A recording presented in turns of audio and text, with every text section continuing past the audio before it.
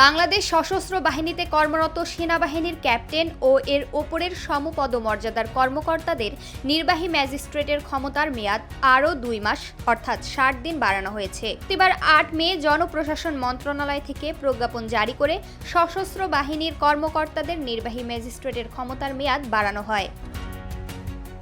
ফৌজদারি কর্মবিধির ধারা 64, 65, 83, 84, 86, 95 (2), 100, 105, 107, 109, 110, 126, 127, 128, 130, 133 ও 142 ধারার অধীন অপরাধগুলো আমলে নিয়ে প্রয়োজনীয় ব্যবস্থা নিতে পারবেন বিশেষ নির্বাহী ম্যাজিস্ট্রেটের ক্ষমতাপ্রাপ্ত কর্মকর্তারা।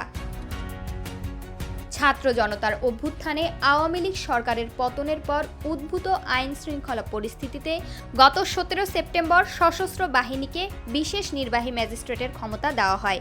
এরপর থেকে এই মেয়াদ 2 মাস করে বাড়াচ্ছে সরকার। এর আগে দেশের আইন শৃঙ্খলা পরিস্থিতি নিয়ন্ত্রণে গত 17 সেপ্টেম্বর সেনা কর্মকর্তাদের ম্যাজিস্ট্রেসি ক্ষমতা দেওয়া হয়। এর কয়েকদিন পর 30 সেপ্টেম্বর থেকে এ ক্ষমতা দেওয়া হয় নৌবাহিনী ও বিমান বাহিনীর কর্মকর্তাদের। এরপর 15 নভেম্বর জনপ্রশাসন মন্ত্রণালয়ের আরেক প্রজ্ঞাপনে এ মেয়াদ 60 দিন বাড়ানো হয়েছিল।